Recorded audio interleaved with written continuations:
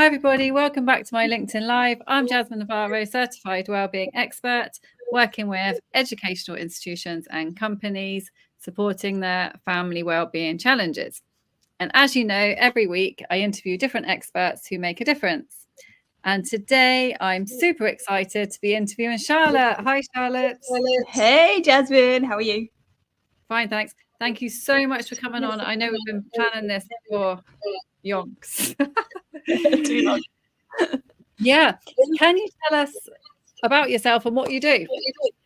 I can, definitely. I just want to quick say as well, though, while we're kind of doing a bit of an intro, is how incredible it is that you just rock up every single week and how long you've been showing up live for consistently, like no matter what, like rain, hail, shine, storms, everything, you are here, which is pretty impressive because consistency is a rare trait these days and you're absolutely smashing it. Thank you so much, Charlotte. Habit. Yeah. That's it, right? It's just part of your rhythm, which I love. Yeah. Who am I? Yes, good question. So, like you said, my name's Charlotte. I'm the co-founder of The Wellness Theory, and we are a multi-award-winning team that specialises in stress relief and collaborative wellbeing solutions, and we're based here in the UAE. I'm based in Abu Dhabi, but we have clients all across UAE and the GCC, actually. And basically what we do is we uplift high performers, both individuals and organizations, to overcome burnout, anxiety and overwhelm. And we do that by helping them essentially manage their well-being from a holistic perspective and help them become healthy, happy, high performers.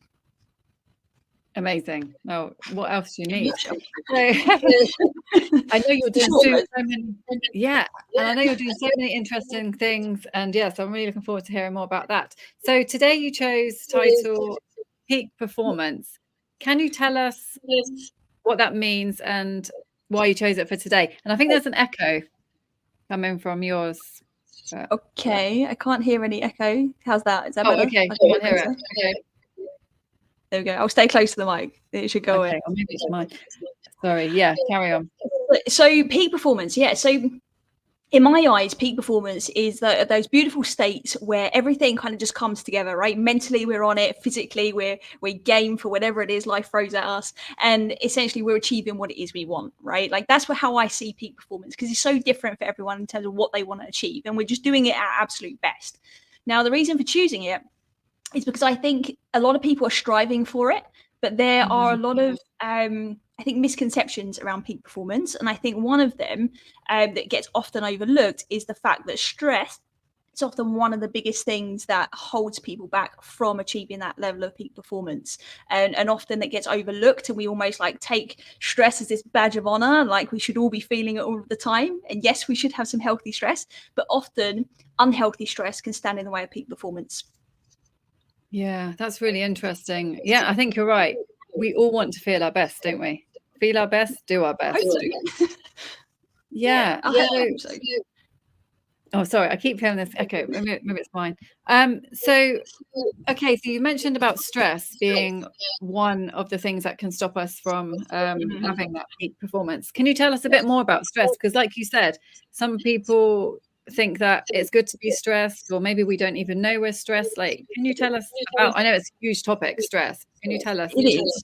Yeah, I mean, it is a huge topic, but stress, essentially, the way we need to understand it is that we have different versions of stress. We've got healthy stress and unhealthy stress, right? Healthy stress is commonly known as eustress, which is when we are getting just enough stress to push us towards what it is kind of we want or we need, right? Whether that be safety or whether it be some kind of achievement, there's some kind of stress and pressure and tension that builds up, and we're able to kind of channel that into something healthy. Okay. And that, but typically, that's done in sprints and in short bursts. The problem comes is when we don't learn to let it go and we hold on to it, and we hold on to this stress, which essentially is dysregulating our nervous system. So when we're stressed out, typically we're going into these hyper arousal states where we are perhaps feeling anxious, we're kind of just like minds racing, those kinds of things, or we are completely withdrawn, called like hypo arousal, which is where we are perhaps tired, lethargic, maybe even depressed. These are forms of unhealthy stress that start to put obviously strain on our day-to-day life. The way I always describe kind of the way to think about stress is through what we call our performance pyramid, where we have essentially our root performance, we have our health performance, and then we have our life performance. And when we start to actually look holistically at all of these, and we can go into all of them, any of them, it's up to you. but we can start to actually assess, well, where are we on this scale? Like, where am I performing? Where am I not performing? And then you can start to really hone in on the things that we perhaps need to tweak to be able to upskill or just to, you know, upstate into that peak performance. Because here's the thing, right? A lot of people that are striving for peak performance, they're doing a lot of stuff usually, right? They're jumping in ice baths, they're joining the 5 a.m. club, they're doing all of these things. But peak performance, if we really want to look at it from a healthy perspective, is something that we can sustain and we don't just do intermittently. So it's really looking at kind of the whole picture of stress and performance to see, okay, where do we sit within that pyramid? Really helps. And I know you're talking about work, yeah, at work. I'm talking about every individual. So organizations, it's the same idea, right? Organizations just have different elements of the root level of performance and the well-being element of performance and life. But individuals, we all have this like root core of ourselves that determines how healthy we are or how healthy our mindset is or our body is. And then we see that show up in our everyday life. So it mirrors across both the individual and the organization. That's really interesting. Yeah, because I was going to say, sometimes you can feel that you have peak performance at work, but maybe not in your personal life. Sometimes you feel, because I've been speaking to a lot of people recently, and they say, you know, I'm really happy with my work routine. I'm confident at work. You know, I have healthy boundaries. But then when I come home, it's just it's a mess because it's more personal. Yeah. And sometimes that can be because we're putting more focus on our work performance versus our personal performance, for example, outside the workplace. So it can be where we're actually spending our attention. But often that could be a hidden sign that there's something going on in kind of the root of ourselves that might attention. So we might be avoiding something, maybe in our relationships or within parenthood. We might have some anxiety around certain things there.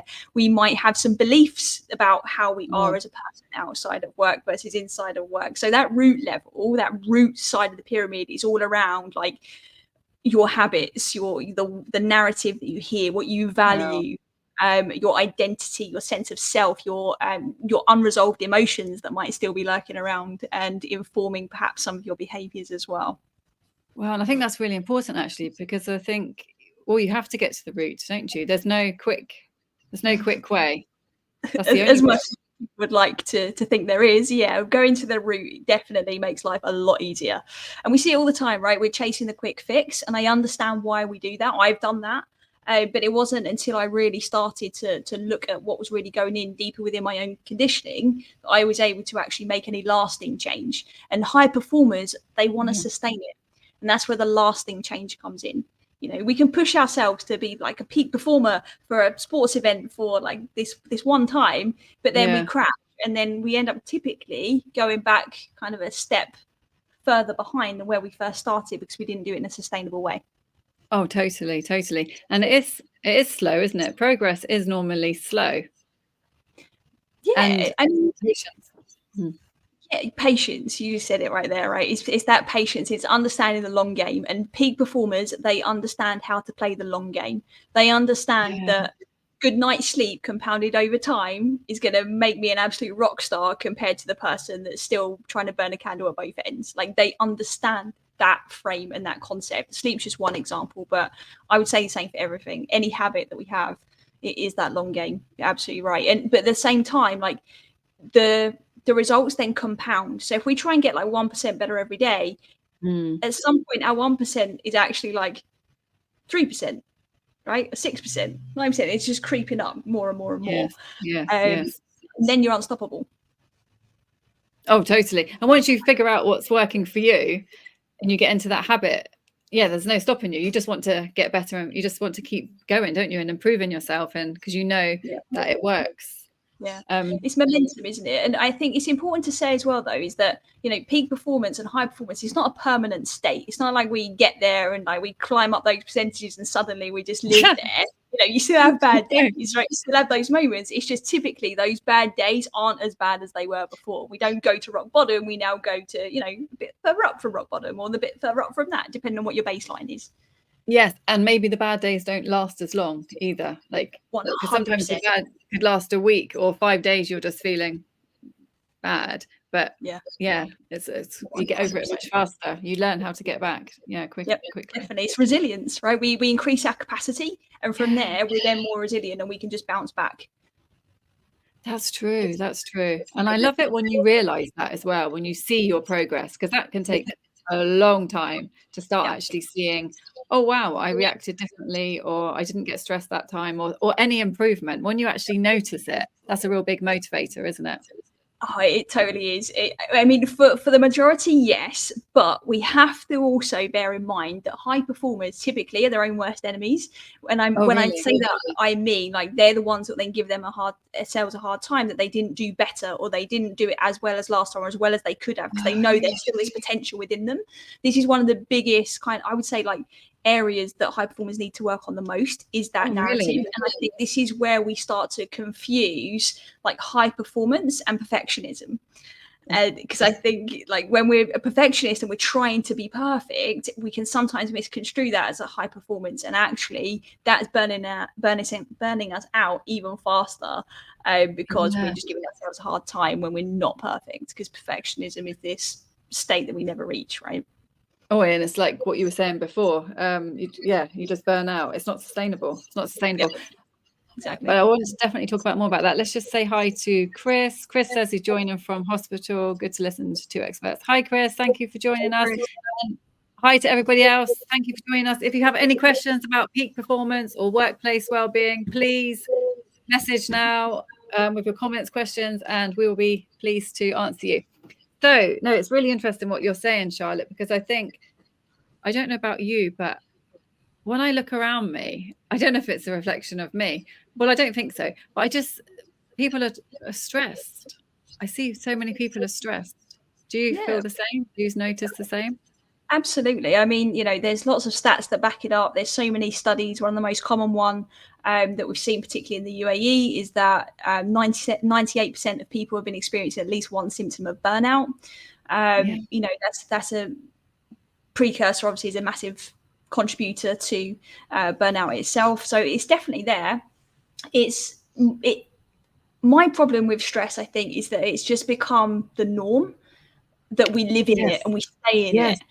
And that's where I think as a society, I think we've just started to accept that that's okay. And I think we need to start actually ringing the bell and saying, actually, no, it's okay to be stressed in certain moments, but it's not okay to always be stressed, because that just absolutely destroys our nervous system. It destroys then the way we behave, and then that has a ripple effect into how we behave in society.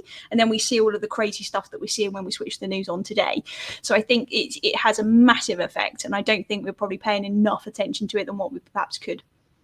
No, definitely. I completely agree. I don't know about you, but with my experience with stress, I feel like the only things that have actually made me realize, even though I've had coaching therapy, with all the self-awareness, of course, it never ends. But the only thing that sort of helped me slow down and help manage my stress was either when I got burnt out, or I suffered with the brain fog I was telling you about. It's like I've been forced to slow down. So then I do, and then I see another way. Because normally what I've found is stressed people will say, like with family, friends, you can't say to them, oh, how about doing it a different way or anything like that? Because when you're in that state, your mindset, when you're so stressed, you don't see another way. You think this is the only way and I have to do this, because there's no time, is there? You're so stressed. So I don't know when you're working with, I know you work with lots of organizations, individuals, like what would you say, how can you make somebody aware of their own stress and that they can actually change it? It is possible. It's an interesting point that you've raised, right? So a lot of stressed people don't know they're stressed. Like some do, obviously, but a lot of people don't. I didn't. When I got to the point where I was completely burned out, not at one point up until that moment did I say, I'm stressed out, hey, I need some help. Like it just suddenly bottom. It had been compounding over time. And I mean it had been compounding like since childhood, with like my body getting stuck on survival mode for years and years and years, then bringing that into the workplace and then saying yes to everything. So I felt like I needed to prove myself, and I lacked emotional maturity probably in a lot of roles that I had, and that then added more stress, and it's just one of those things. But you're on a slippery slope, right? Because if you're, in my example at least, like If you've been doing that since childhood, you literally do not know any other way, right? And for the majority, that is the case in different ways, shapes, or forms. So the easiest way to help people recognize they are stressed is give them an experience that brings them out of stress. So, for example, do something with them that you think is going to help them to regulate their own nervous system, right? So maybe it's a friend and you go to the beach. Maybe it's a colleague and you say, hey, I'm going to this yoga session after work. Do you want to come? Or maybe it's you have a conversation, you just actively listen to the person, you show them compassion, and you just suddenly see their shoulders drop and them actually take a breath. It's when they're in those moments and they suddenly feel the difference that they'll suddenly be like, oh, that felt good. What's happening there, right? And they'll start to pay attention to that. But you can't make somebody see, right? It's really up to them. And I do always wonder, and I don't know the answer to this, is like, do we have to get to those states of like rock bottom or like real intense symptoms to be able to make change? I mean, it's so common. Maybe that is the way nature intended. I don't know if I'm just optimistic or just like it's still maybe a bit naive. I think, why do we have to wait? I wish somebody had told me all of the stuff that we do now is all stuff that I might have known when I was a kid or when I was younger or growing up, like young adulthood. So I think there's just this part of me that wishes that we don't have to get to that point because, you know, like yourself, I've spoken before on our podcast about your journey and mine the same, is that, you know, we've had to see the worst of it. To some extent, you know, we've had to go to those absolute rock bottoms. I mean, I got to the point where I wanted to take my own life and I wanted to end it all. And it was So you were burnt out. Do you want to tell us a little bit about your experience? I can tell you a bit about my experience. For sure. So this was about 8 years ago. I would say it was like my first extreme burnout. And that was when, like I mentioned earlier, like everything just kind of just got compounded over time. It was the childhood trauma. It was unresolved emotion that I hadn't experienced or expressed. I didn't really know what my purpose was. There was like, I was acting up, I guess, in the way that a kid would to try and get attention, these kinds of things. And it didn't help in my relationships. I didn't really know what I valued because I just went with the flow. I did all of the things that I thought I was supposed to do. I did well in work. I climbed up that kind of commercial ladder. And it was good on the outside. Everything was fine, you know. He's living sun, sea, sand, friends, family. But reality was, behind closed doors, I was absolutely falling apart. Like I wasn't sleeping at night. I was eating emotionally to the point that I'd make myself sick.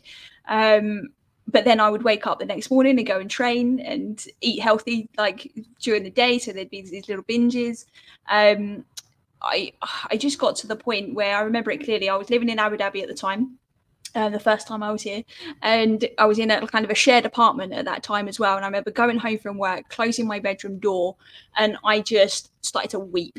I just started to cry my eyes out. And I remember literally it was like this really long scarf that I had, and I remember tying it up on the wardrobe in that room. No way. And I literally got to the point it was around my neck. I can still, as I think about it now, goosebumps, I can literally like almost like feel that taut there. And it was in that moment, I don't know what it was, but I just took a breath and sort of almost like snapped back into reality a little bit and was like, no, like what's going on here? And at that point, there was just a flood of emotion again. There was like gratitude, there was relief, there was sadness, there was frustration, anger, confusion. I was extremely bewildered because I didn't know what was going on. You know, my background was very much in health and well-being from more of a fitness and nutrition standpoint, right? So I'd been learning all of this stuff. So I'm like, God, what am I missing? And it was only then where I thought, okay, well, this is so bad, I need to reach out for help. And I went and I saw a therapist and I got the support I needed to understand what was going on. And it was horrendous. It was absolutely horrendous. And it took a long time to come back from that, you know, and you know, it's something I can talk about now, but I wasn't able to talk about it for years, not publicly at least. But I've learned since that sharing helps other people actually feel normal. Oh, definitely. Imagine how many people. No, and thank you so much for sharing that, because I think, imagine how many people are feeling like that. I'm sure there's so many, and some people actually do it. Yeah. You can just read about it. the stats are increasing drastically. Now, I'm not an expert in suicide. I stick into my wheelhouse. I know what I can work with and what I can't, and we would always obviously refer on if somebody's in that state. But often what we can do is we can actually start to pay attention to some of that narrative and the thoughts, and perhaps recognize some of those behaviors sooner, so that we don't have to get to that extreme where possible, because there is a big difference between kind of mental health and mental illness. And I think that is something very blurred lines. Yeah, absolutely. So if you think like if you think of physical health as the example, because we can all relate to that in many ways, right? We have people that are physically healthy or physically unhealthy, right? We have people who are just maybe a bit overweight, need to exercise, but haven't been diagnosed with any condition, as it were, right? They're just maybe having a few like challenges day to day when it comes to their physical health. Right? Or they are like super healthy and they're doing everything right. Yeah. Same with regards to mental health, right? We have days where we know perhaps we needed to talk to a friend, but maybe we don't, right? We have a day where we're feeling a bit low, but we're not at an all-time low, right? So that's kind of what I would say, like a poor like mental health, as it were, like a day-to-day health. But then we have mental illness, where it becomes almost uncontrollable. It is a diagnosis, and it is something that you need to seek clinical support for.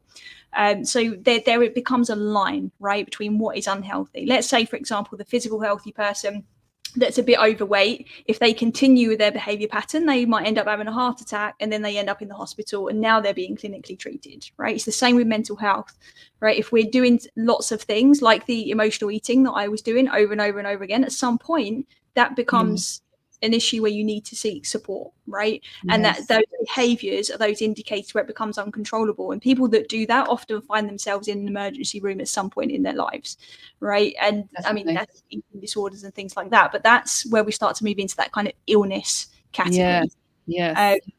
So you have to do something about it, basically.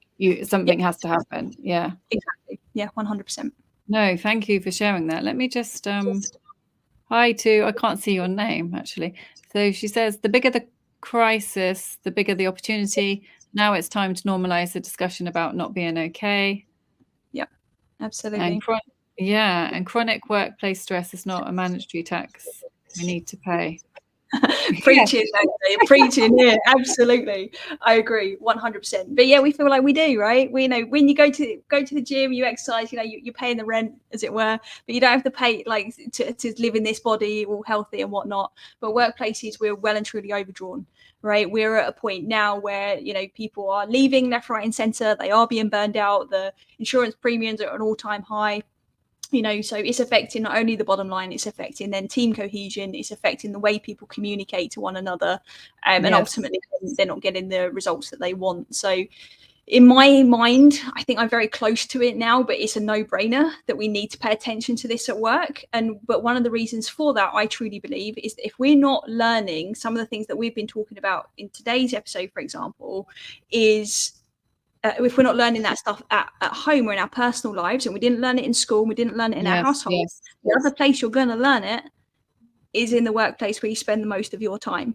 So I truly believe that organizations have a responsibility to at least provide resources and access to them. They don't have to become therapists. They don't have to become trainers. They don't have to. There's such simple ways and simple things that organizations can do to start paying attention without a big overhaul. And I think often some reasons why organizations shy away from it is because they think it's going to be this big thing they have to do. It's going to be a time investment. It's going to be a financial investment. And if you want to do it properly, yes, those things are true, but you can at least do a bit of damage control as a bare minimum.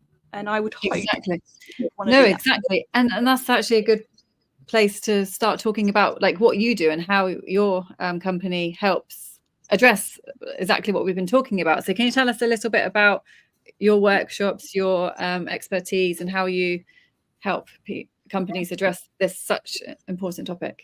Yeah, absolutely. So wellness theory, basically, we have two lines to our business, if you like. So we have basically the coaching arm of the business, where we have a team of coaches that will work with individuals on those three areas that we've mentioned: the root, the health, and that life level of the performance period and stress relief, right? So we have our coaches that are doing that. And then we have the workplace wellbeing side of our business, which is where we go into organizations and we'll do an assessment based on their employee wellbeing. And we start to marry the two sides of the coin is the way I see it. We have workplace well-being and we have employee wellness. Employee wellness are the things like, are your employees sleeping well? Are they emotionally regulated? Are they moving enough? All of those kinds of things. Are they eating well?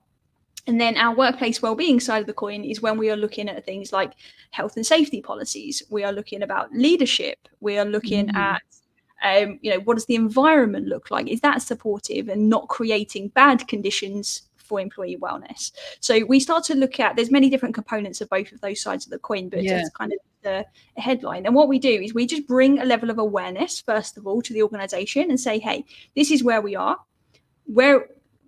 What is your goal? What are you trying to achieve here? Not only in the health and wellbeing context, but also what is your vision and your mission as an organization? And we start to bring it together to be one conversation as much as possible. And we start to show how these things are intertwined, why perhaps your employees are struggling with social connection, they're feeling isolated and lonely because they're being overextended with the amount of work that they've got, that they don't have time to go and see their family. It's like thinking about things like that.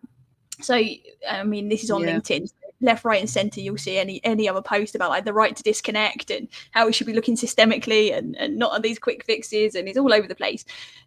But we need to start to look at what is relevant for that organization. We need to stop with a generic one size fits all and actually have a look and say, right, what is your priority? What are your gaps? How do we fill that gap? And if the organization is ready to, we then help them to design a plan. Sometimes that can be as simple as a certain number of like workshops or trainings with different partners of ours and our team.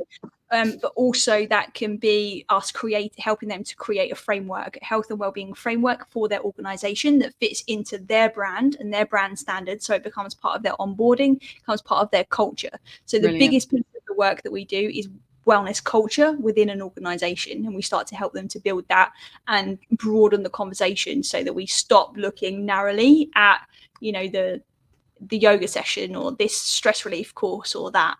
We start to look at that root level of what's going on. And that sounds really good. It sounds like an intervention, actually.